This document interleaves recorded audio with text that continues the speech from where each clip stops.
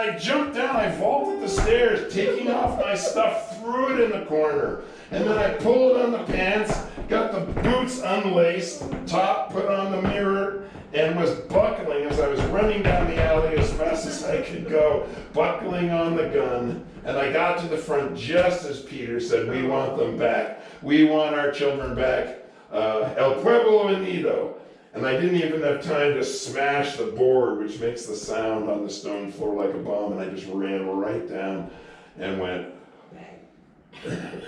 And we used to be able to tell how successful the show had been by how many inches you could see under the fannies of the people. Because in some cases I was right next to them, and this was a big 30-30, boom, like that. People went like that. Anyway, that's an example of when a door closes, a window is open, and maybe also leap and the net will appear.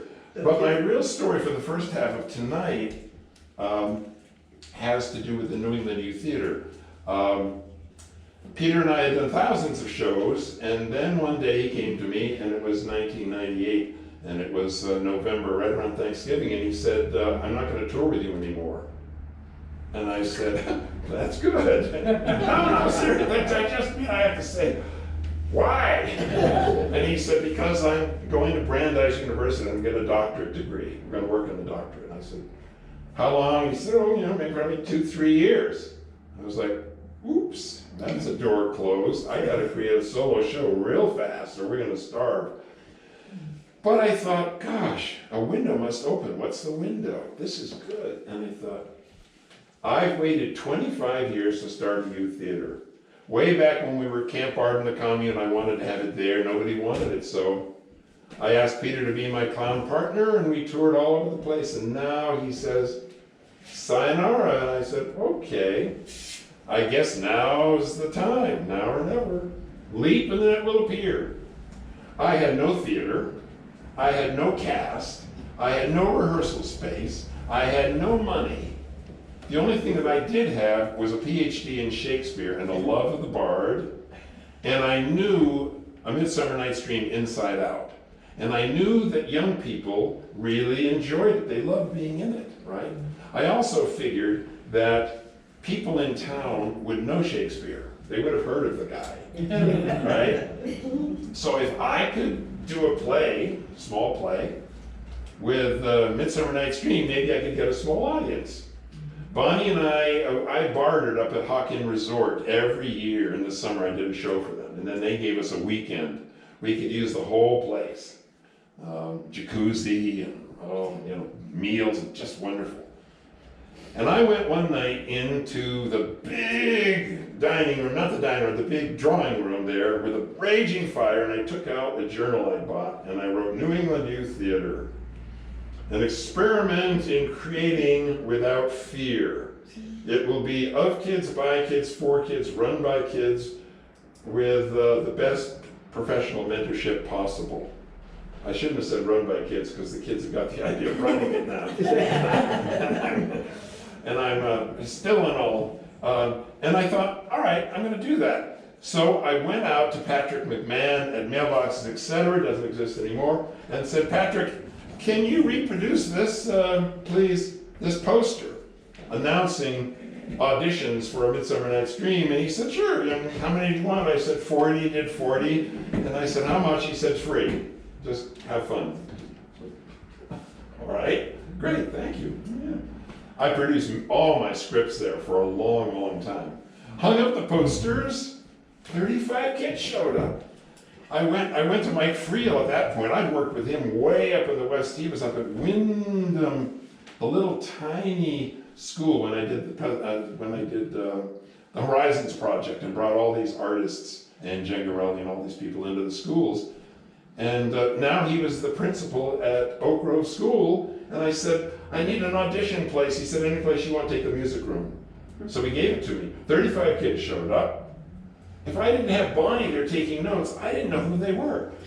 I did games with them, but I didn't know a single name. And if Bonnie wasn't there saying, "I think you should cast this way, and this person is bottom," and so on, I never could have done it. But I didn't have a place to rehearse. Enter Peter Denny. For many years, I worked at the West Village Meeting House with Peter Denny. I'd done The Clown of God with him. I'd done Child's Christmas in Wales with him. We'd even toured some of it. Now he was the minister at the Center Congregational Church. So I went to Peter and I said, "You owe me." He said, "Fine, take over the whole basement. You can use it as much as you want. But go see Carol and make sure that you write down exactly when you're going to be there." I said, "Great, all right." So I cast the thing and we started rehearsing. There were snowstorms, there were ice storms, there was school closings. By the time we opened the show, which was March 12th, 1999, the cast had not run through the entire show in total even once. Not even the first act all the way through even once. Because it was something different all the time. But I was getting so much help. I cast Ben Stockman as Oberon, and immediately his father, Jerry Stockman, comes up and says, "Can I help you?" And I said, what do you do?" He said, "Well, I'm the lighting director at the UMass Fine Arts Center." And I said, "Boy, can you help me?" But I needed a place to perform. And I thought, I know what I'll do. I've performed myself at the Landmark Theater, which is called the Greeno Theater, and I've been there a number of times, and I was aware that they weren't really using it, so I went all the way to the top. I went to the president of the college and I said, "Got a deal for you that you can't refuse. I'll give you a spring show at your parents' weekend if you give me that theater for 2 weeks." He said, "Let me think about it." Done. Just like that, I got it for 2 weeks. Now I had a place to perform, right? And I had a place to rehearse. So I started rehearsing like gangbusters. And meanwhile, Jerry is training Justin Morris how to use the lights. So some of the time they're up there and he's showing him, and these are the old-fashioned lights, some of them that go like this and everything else like that. I'm utilizing my time. So I have got in the basement of the Center Congregational Church, over here, Alki Stereopoulos on piano, and I've asked Barbie Schulich, who is Rosie Schulich's mother, and Rosie Schulich is playing Titania, and I knew that Rosie's brother was a tremendous classical guitarist, Jeremy. And I said, "Do you suppose Jeremy could play guitar with Alki?" And she said, "Probably, I'll ask him." He got right back to me and he said, "Not only will I play rock guitar, but my friend here, we got a little band, he'll play bass guitar, and my drummer will also play." Immediately I had a combo. I said, "Can you play Purple Haze, Jimi Hendrix show?" Immediately they're down at this end of the room working Purple Haze.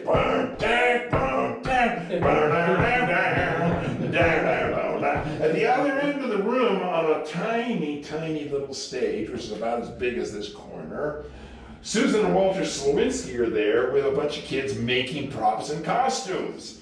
On this wall here is a long lunchroom table, and there's Barbie Schulich with 2 kids writing press releases. Out on the floor, which is now completely empty because all of the 8 or 9 foot long lunchroom tables have been struck and leaned up against the walls, and the 64 chairs are all leaning at the far end of the room. So that Shannon McGough, Alki's gal, is teaching them all the moves for the dance stuff. And like that. And I'm running around from, this and that, okay, that looks good, we'll try, and I'm running around just being the honeybee, and 2 women walk in, down the stairs, and they walk right into the end of the room. 2 women, and they both had white hair as white and gorgeous and delicious as your white hair. And they both looked like, in fact they were, probably in their early 80s. They walked in and they looked like this. And they were each holding a hot dish. I could smell as I came up with it, but one was a tuna casserole hot dish. And the other one, as I could sort of peek, was one of those marshmallow jello dishes. And I said, "How can I help you?" And they said, "What are you doing?" And I said, "We're rehearsing Midsummer Night's Dream." They said, no, no, no, you can't be here. Oh, You've got to leave, you've got to go, you can't be here. And I said, what do you mean we can't be here? I signed it with Carol. You know, we have this. She said, no, no, she's forgotten. This is the women's auxiliary night every Thursday night. We have an insurance salesman coming in to talk with us about insurance. It's a potluck. Everybody's coming. We're just going to set up the kitchen. You got to go. What do you make that leave? And I said, okay, easy, easy. I said, this is good, this is good. close. Very good. It's going to be a nice test. Okay, I said, look, you agreed to leave and come back in 10 minutes. You will come back in 10 minutes. The entire room will be reset for the 64 chairs, all the tables, and there will not be a sign that we were here. The kids will be just gone. She looked at me, the older one that was holding the Jell-O. She said, can you do that? And I said, yeah, I can do that. The other woman next to her with a tuna said, he can do that. And so they said, okay, and they turned and they left. I don't know where they went for 10 minutes. I banged on the cymbal, banged on the drum, went woo-hoo, woo-hoo. Everybody stopped. I said, we've been double booked. We cannot be here.